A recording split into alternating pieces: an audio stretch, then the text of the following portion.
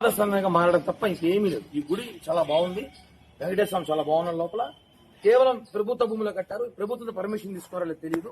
ఎందుకంటే ఇప్పుడు ఎలా ఉంటుందంటే ఒక అతను మాట్లాడుతూ ఇప్పుడు ఆయన హిందూ కాబట్టి గుడి కట్టుకున్నాడు, రేపు ఇంకో ముస్లిం ఎంఆర్ వస్తే మసీదు కట్టుకోవాలా, రేపు ఇంకో క్రిస్టియానిటీ ఎంఆర్ వస్తే చర్చి కట్టుకోవాలా, మేము ఆడ చర్చిలు మసీదులు కట్టుకోవాలా, ప్రజల సేవ చేయాలంటారు ఎవరన్నమాట. కానీ ఇది ఒక హిందూ మతం సంబంధించింది, వెంకటేశ్వర స్వామి సంబంధించింది.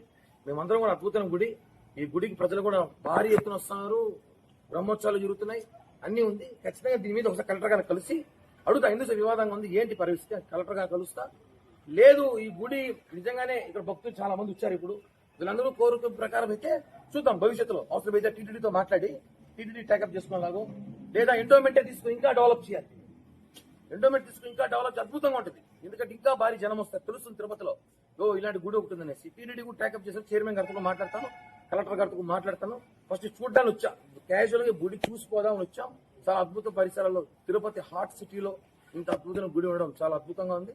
దీనిపైన ఒకసారి ఈ గుడి ట్రస్ట్ చైర్మన్ గారితో మాట్లాడి, ఇక్కడ సభ్యులతో మాట్లాడి, ఖచ్చితంగా కలెక్టర్ గారితో కూడా మాట్లాడి ఏంటి పరిస్థితి, ఎందుకు వివాదంగా చూసి వీలుంటే, ఎందుకంటే ఇది దేవుని గుడి కాబట్టి, ఇది భక్తుల మనోభావ సెంటిమెంట్ సంబంధించింది కాబట్టి, దీన్ని ఒకవేళ అభ్యంతరం వస్తే, ఒకవేళ ప్రభుత్వం నిర్మిస్తుంటే దీన్ని టీటీడీకో ఎండోమెంట్ హ్యాండ్ ఓవర్ చేయండి అని కూడా అడుగుతాం.